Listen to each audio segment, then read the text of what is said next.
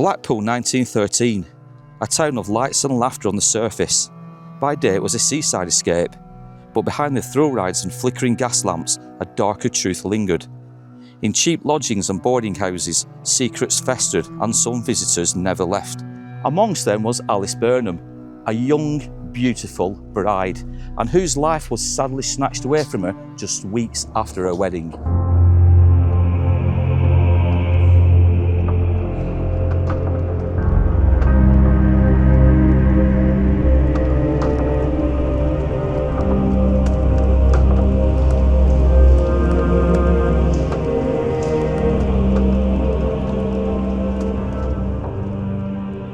Alice Burnham was a 25-year-old nurse, a big-bosomed and high-spirited girl when she made the acquaintance of a man by the name of 42-year-old George Joseph Smith in 1913. The couple had met in a Methodist church in Southsea, Portsmouth, and within a few days Smith had proposed to her, in which Alice had accepted. Smith showed Alice his bank books and other papers to prove he was a man of substance, and on the 15th of October 1913, Alice wrote to her parents announcing their engagement.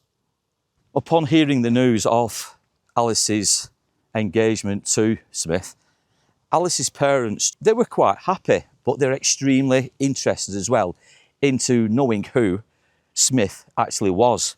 Who was the character? Who was this man that their daughter was going to marry? Within days of hearing the news, Charles and Elizabeth Burnham invited their daughter Alice and her fiancé George Joseph Smith to their residence at Aston Clinton down in Buckinghamshire.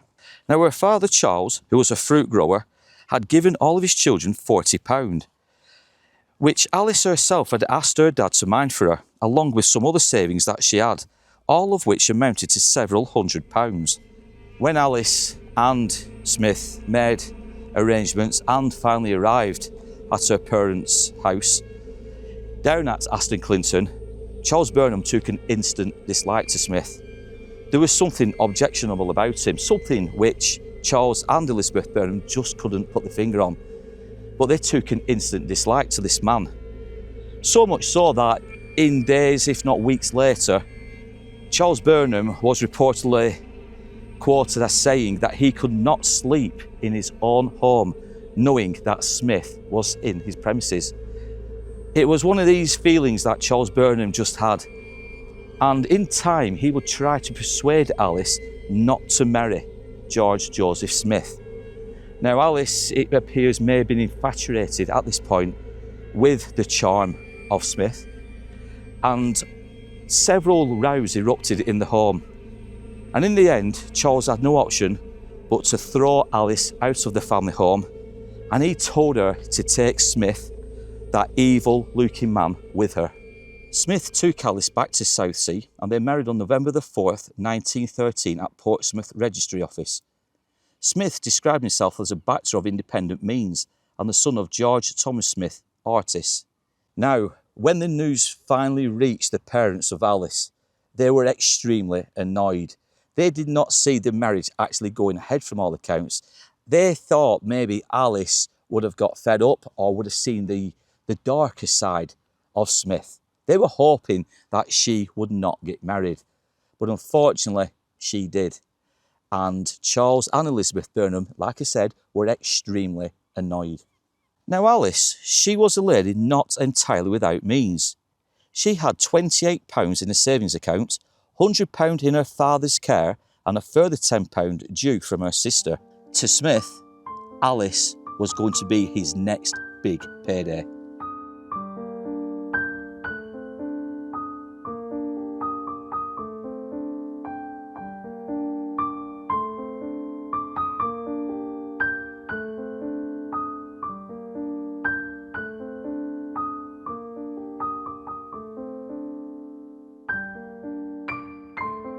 Shortly after the wedding, Smith went on to insure his wife Alice for the value of £500, and he then got her to write to her father Charles asking for the money that he was holding on to on her behalf.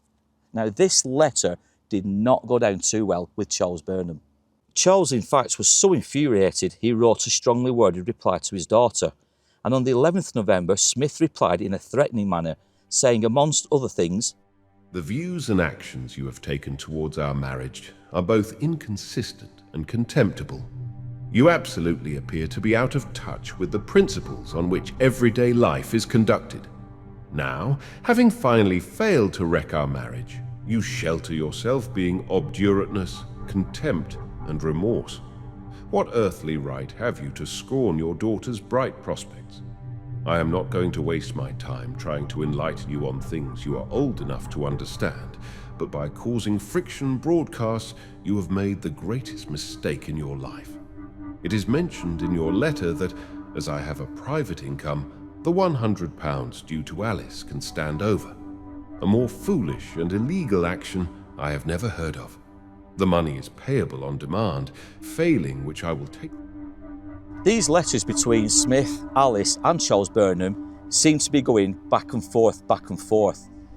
The letters themselves seemingly were also getting more impatient and more argumentative, more threatening, to the point Charles finally backed down.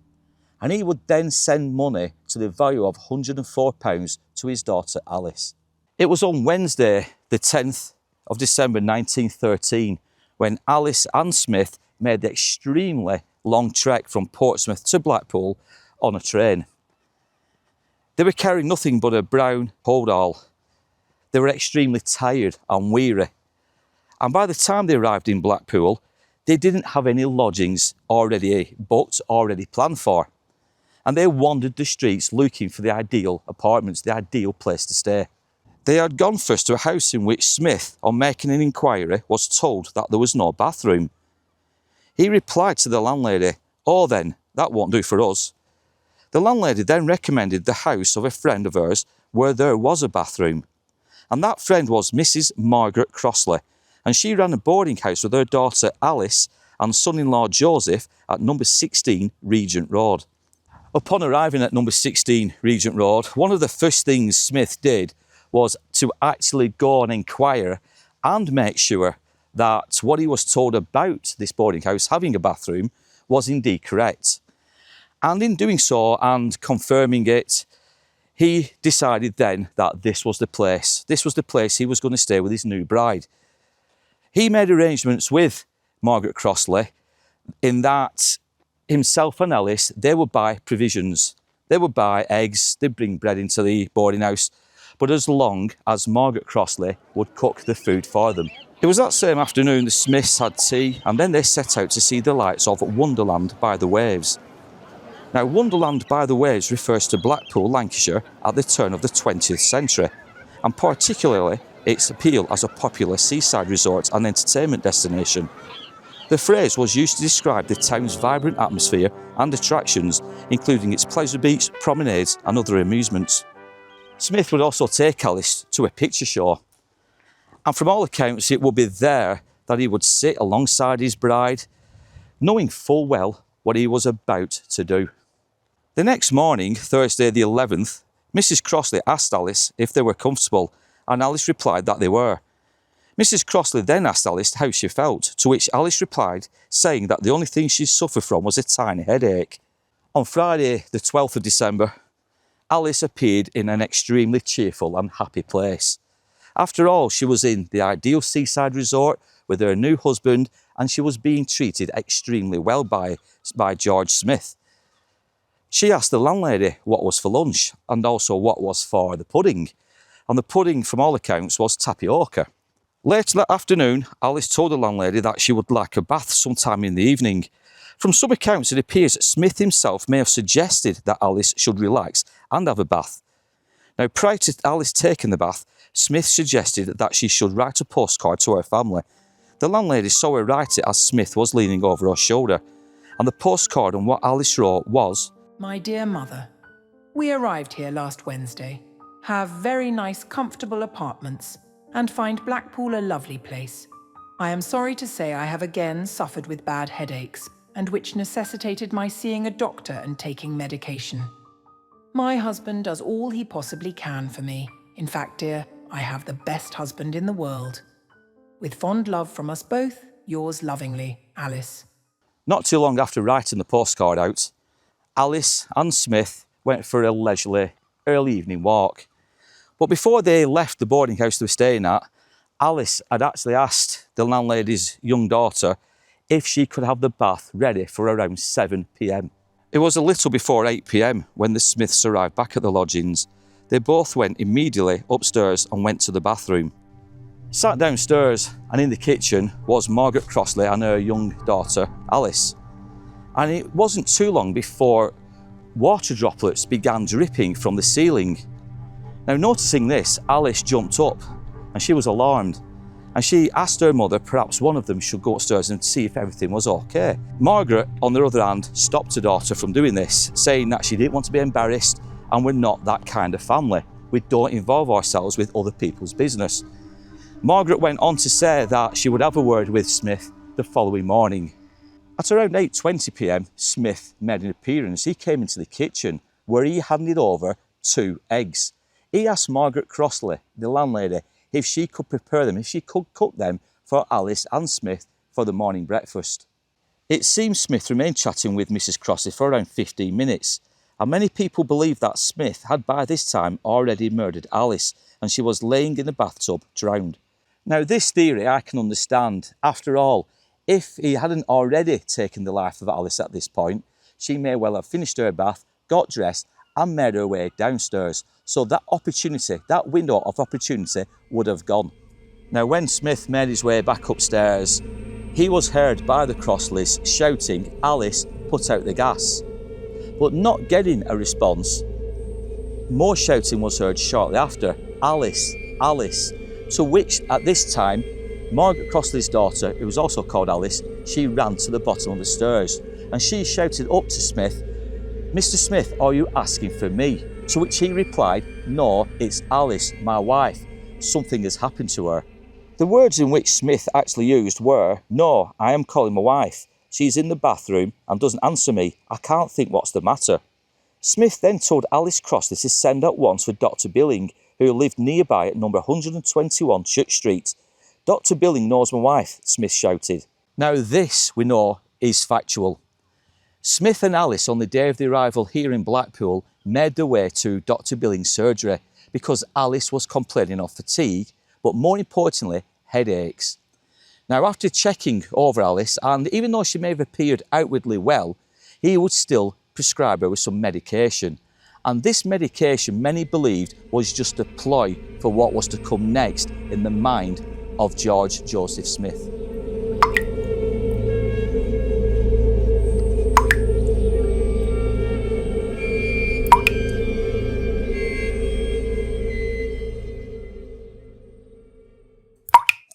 Back at number 16 Regent Road, and Dr. Billing made his way quickly into the upstairs and where the bathroom was.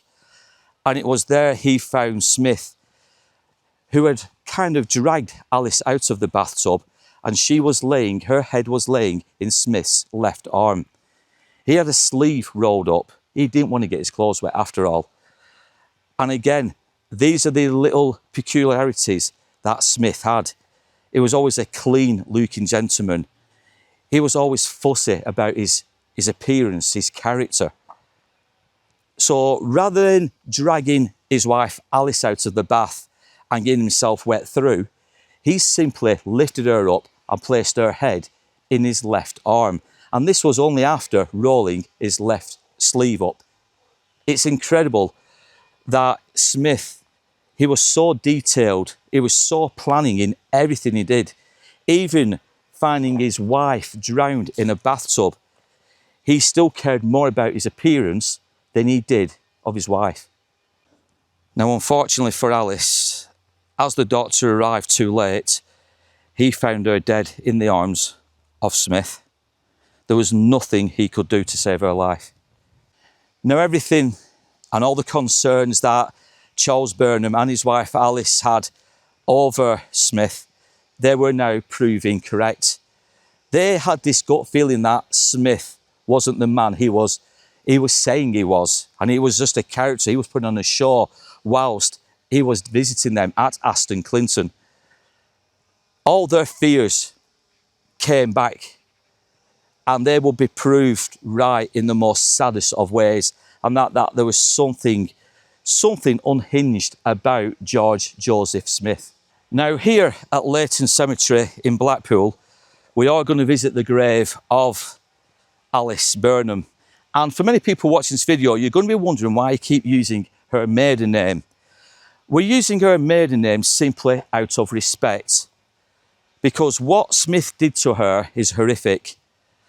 So I don't really want to call her by her married name, just out of sympathy for this poor lady, out of respect for her. I would rather call her by her maiden name, and that is Alice Burnham.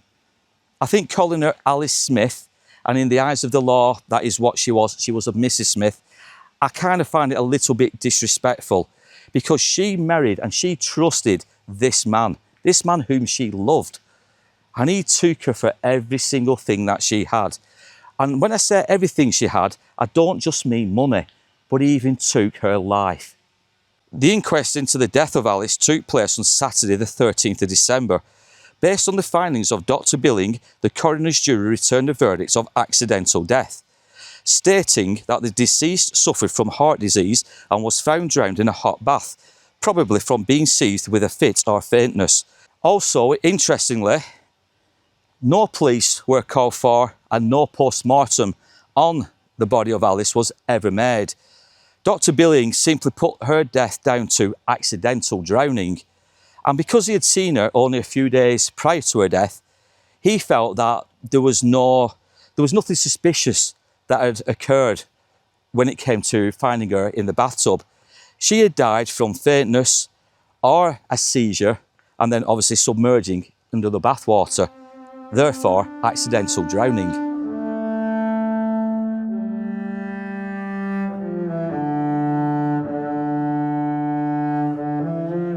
Number 16, Regent Road, is just coming into view now. And it is the one with the blue paint all around the windows, doors. But that is number 16 Regent Road.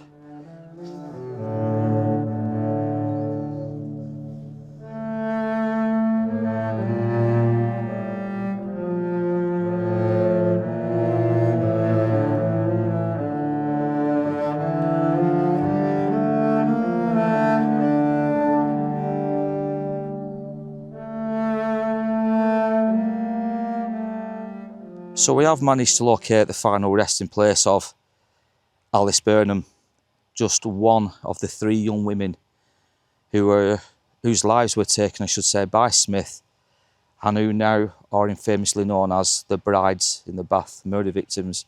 She was just one of the 3. And we know she was buried in a pauper's grave because at the time, Smith, he purchased the cheapest coffin he could find. And poor Alice was buried, like I said, in what is commonly known as a common grave or pauper's grave here in Leighton Cemetery.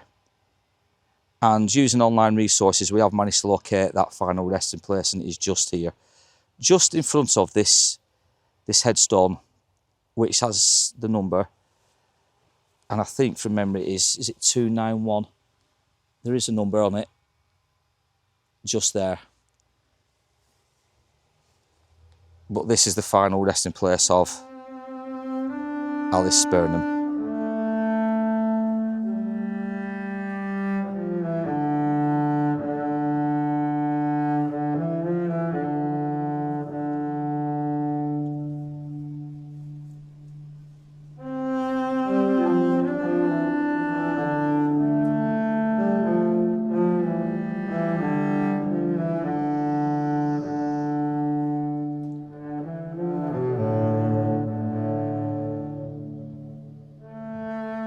Because Alice was murdered on the Friday evening and the actual inquest itself took place on the Saturday and the funeral arrangements were made for the following Monday, there was no time for the family of Alice to get involved. All the arrangements had already been made by Smith.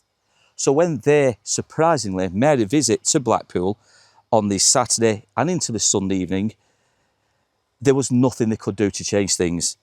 Everything had been arranged, and this really, really annoyed the Burnhams. Now, just to prove how callous Smith actually was.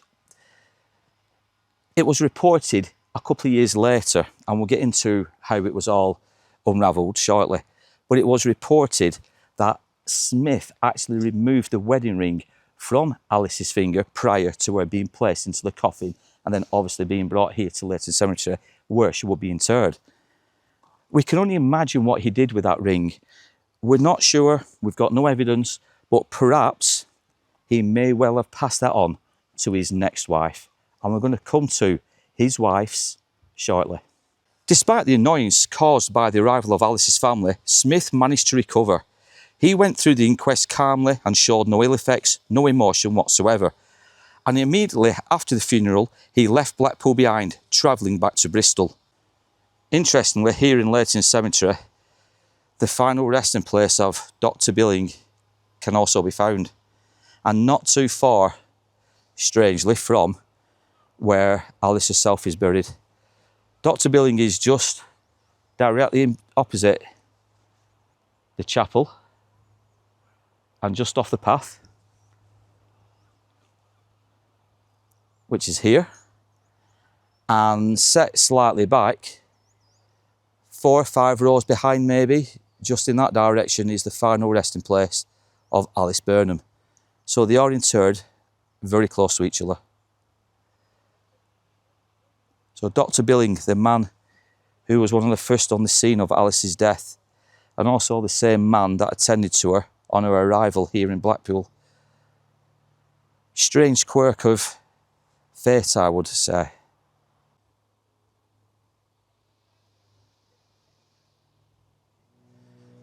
Now, with Alice simply hidden away in a cheap coffin in a pauper's grave here in Blackpool, her bereaved husband, let's not forget about her dear bereaved husband.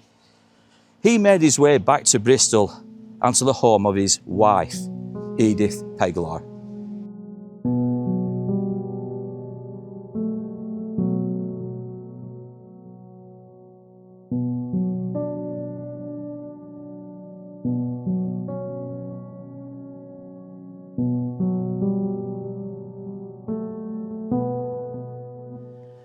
So who actually was George Joseph Smith? Well, he was born in Bethnal Green, London in 1872. He had a long history of petty crimes, including theft and fraud, and his first known offence took place in 1896 when he persuaded a woman to steal from her employer.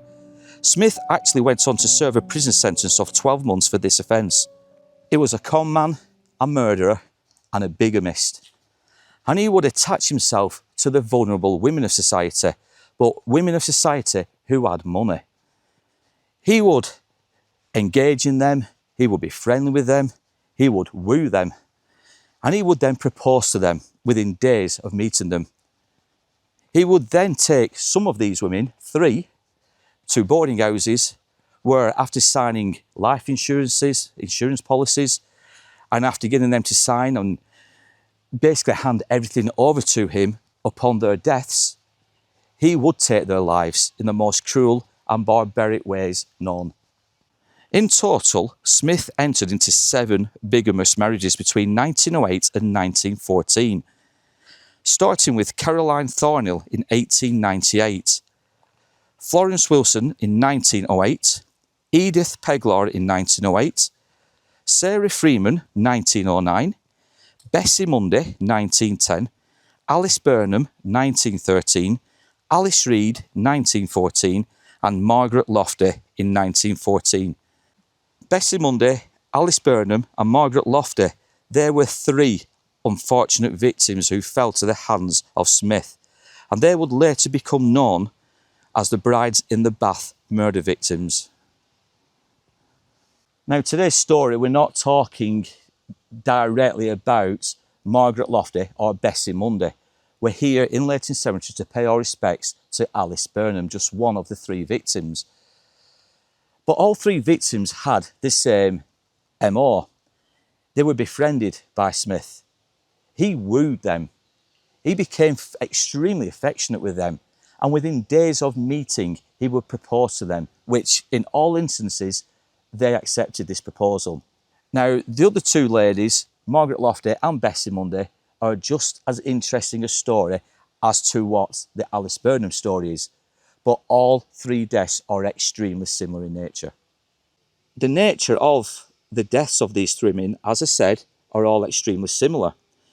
They had all recently made a will or taken out life insurances in Smith's favour. They had all died in a bathtub shortly after their weddings. They were also found in a seemingly accidental drowning situation with no signs of a struggle or external injuries. All three were murdered over the weekends, and many believe this was intentional by Smith, simply to make it as difficult as possible for any family members to make arrangements to visit the locations where their daughters, their family members, were killed. He tried to make it as difficult as possible for them to make the inquest or the funerals themselves.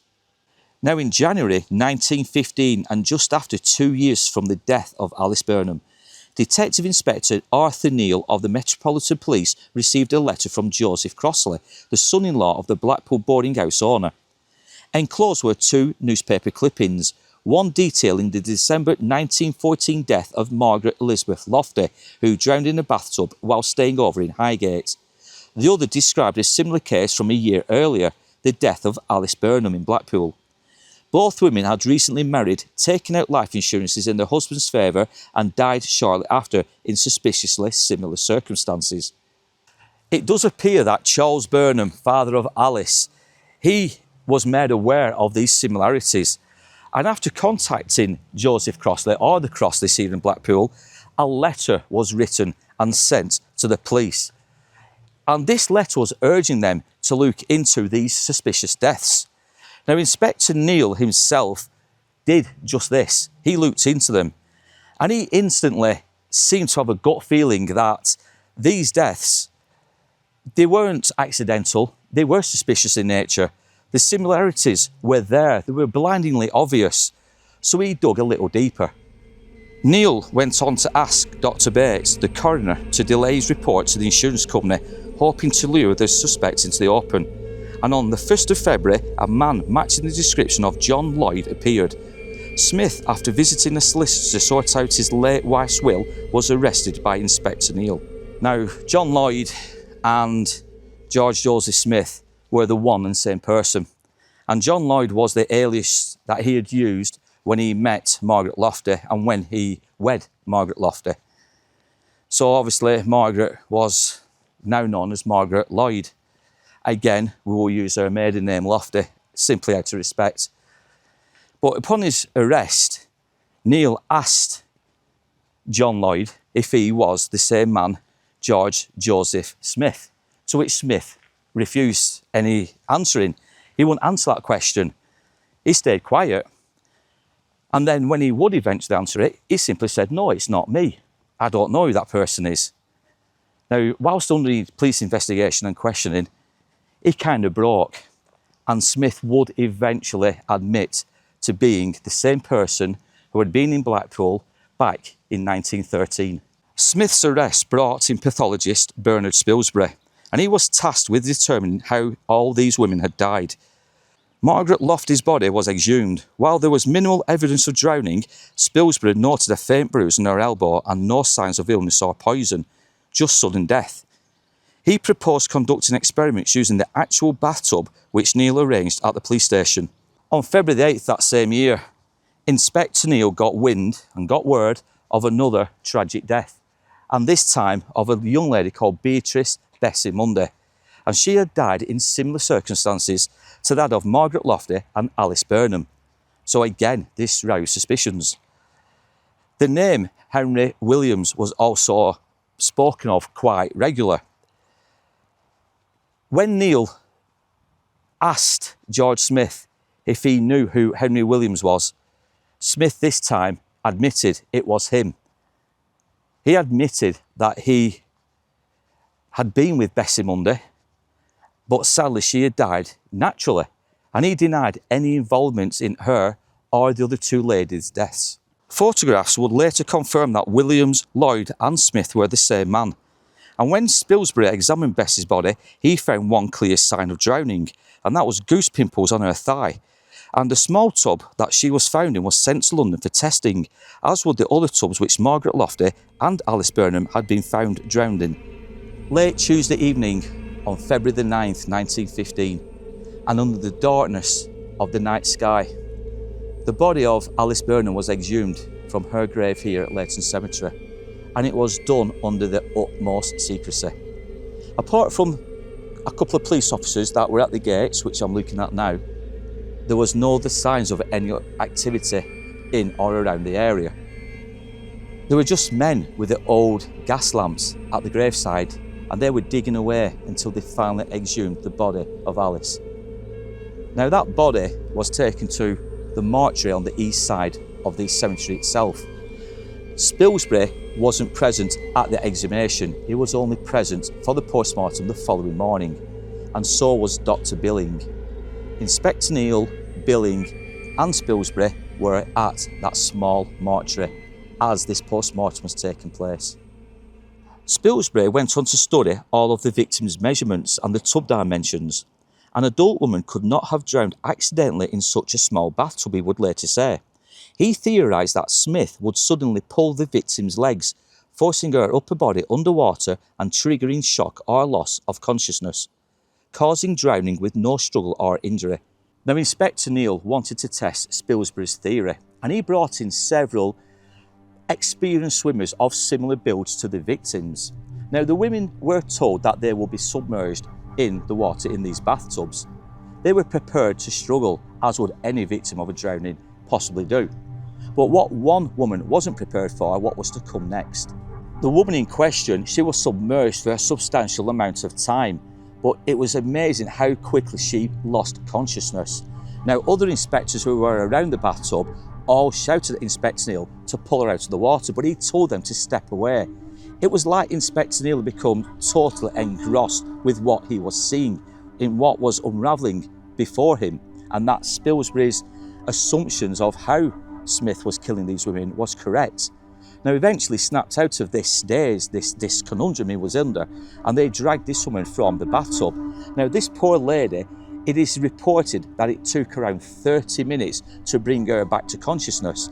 She basically drowned at the hands of Neil, and Neil himself, in his memoirs later down the road, down in the years, he actually wrote about this occasion, this event, and how it panicked him so much. He actually thought he had killed this innocent lady, all in the name of an experiment to uncover and expose George Joseph Smith.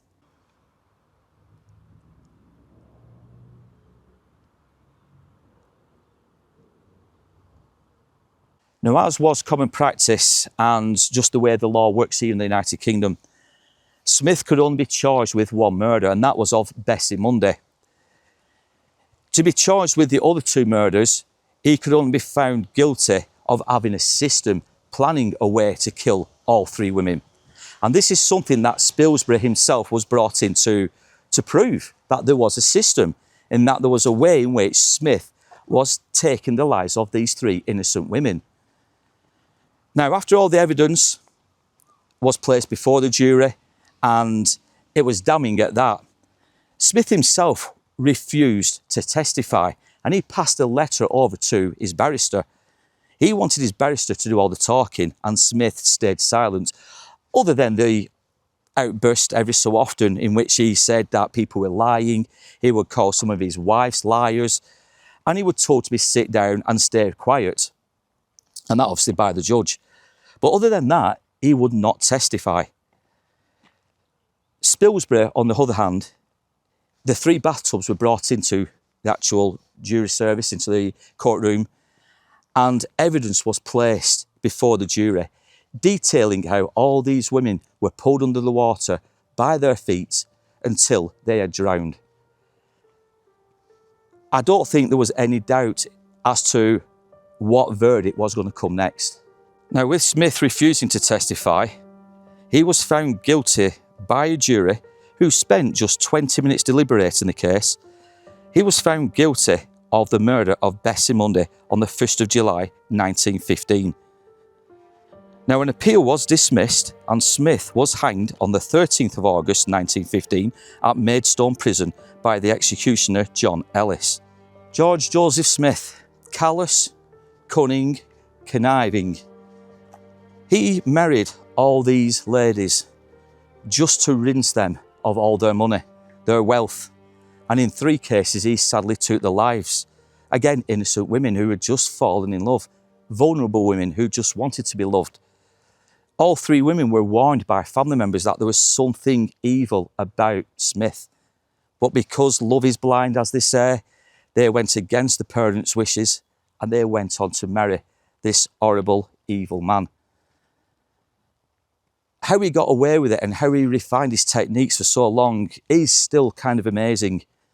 3 deaths over the course of 3-4 years, all similar in nature, extremely similar. It's just so amazing that obviously he got away with it for so long. But just like today, these horrific murders make the news. And in the early 1900s, and when newspapers were becoming even more popular, the explosion in newspapers was unreal. Every detail was recorded. Now, in a lot of newspapers, it was like copy and paste. Crimes you'd see in one newspaper would appear in another paper of a completely different county here in England, but it would be word for word. So these stories made their way around the United Kingdom extremely quickly. And this is how George Joseph Smith was eventually caught. Because if it wasn't for the crosses in Blackpool reading about a similar case to the one that happened in their boarding house, chances are Smith would have got away with more murders. It was only because they had read a similar case and they put 2 and 2 together. And then they got in conversations with Alice Burnham, the father of Alice. And then it was decided that they should write to the police. So it goes to show that even though there was no DNA, there was no fingerprinting or anything of that kind of profiling back in the 1900s, the newspapers, just like social media of today, was very influential. Now, many people will be asking, what about Smith's other bigamous marriages and what happened to those women? Well, from all accounts, and while they were the lucky ones in terms of not losing their lives, he would still take money from them or personal belongings that were valuable. What we believe, he would take money, he would take maybe jewellery or underwear, clothing, things like that, things he could sell or things that he could pass on. Because these women, like I said, were quite, not wealthy, but they wasn't poor people. They had money behind them. So we would still take them for what they had. But like I said, these women, in the end, one could argue, say, they were extremely lucky to survive. Now, one part of this story, which some people who are watching it may be able to answer, is Edith Pegler. This was one woman he did marry, but he kept going back to. So every time he disappeared for weeks, if not months on end, when he was with these other women, he always returned back to Edith, and she loved him so, so much. But she never had a clue what he was doing. He kept telling her he was going out on business duties and he could be away for a week or a month or longer. But he was bringing back things to sell in an antique shop that she or they owned. So like I said, jewellery, maybe clothing. He was bringing money back, which he said he was doing from dealings.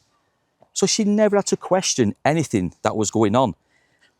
And from what we believe, Smith never harmed Edith in any way, as in physically. Now, emotionally, yes, because he was never home.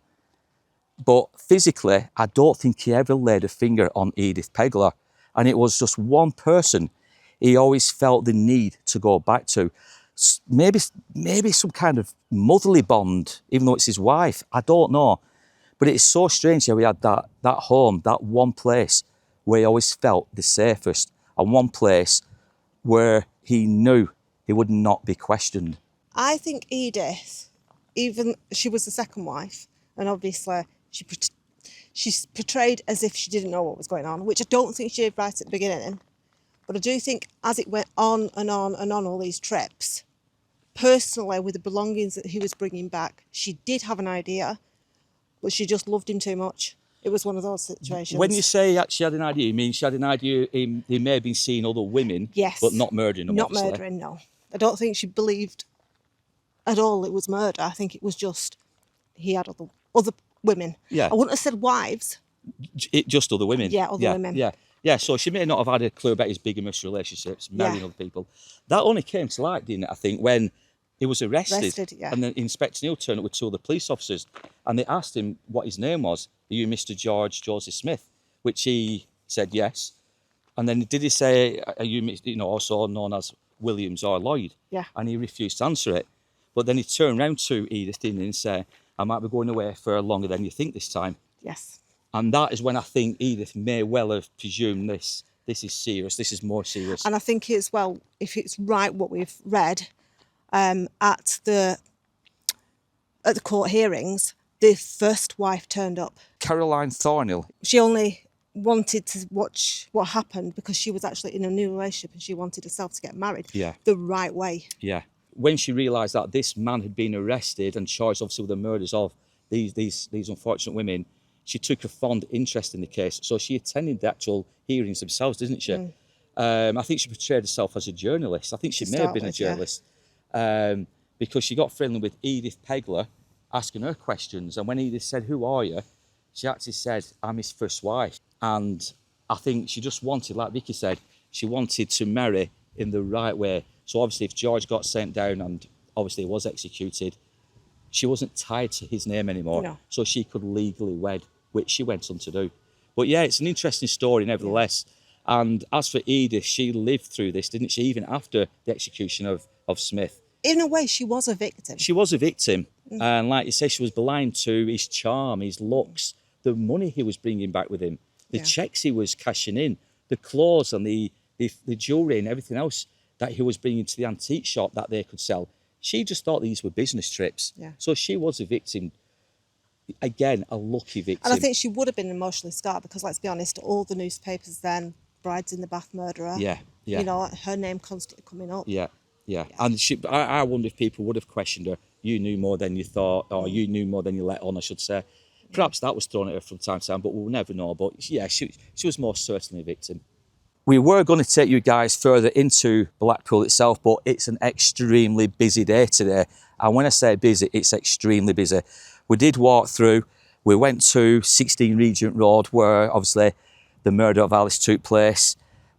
But it was just so noisy and there was a lot of music. And now with YouTube and with music, you can get copyright strikes. So we've told the majority, if not all of this story from here in Leighton Cemetery, but we do hope you've enjoyed it nevertheless. If you've heard of the Brides in the Bath story before and the murders of these poor 3 ladies, please comment down below and tell us your thoughts. George apparently, or I should say Smith, he apparently maintained his innocence right to the very end. He wrote letters to his wife saying that justice wasn't being served because they got the wrong man. He was innocent and he didn't deserve to die. Personally, I think he was just grasping at straws at this point. His time was up, he knew he'd been caught, he knew he weren't going to be released, and he was going to hang for his crimes. But comment down below and tell me your thoughts regardless. But in the meantime, we're going to leave it here at Leighton Cemetery. Again, we hope you've enjoyed the story. Don't forget to give it a big thumbs up. Don't forget to comment down below. Don't forget to subscribe to the Days of Horror YouTube channel because we do bring out videos each and every Monday evening at the same time, 7:05 UK time. But in the meantime, guys, I want you to take care, look after yourselves, and we'll be back soon with more tales from a dark, but at times glorious past.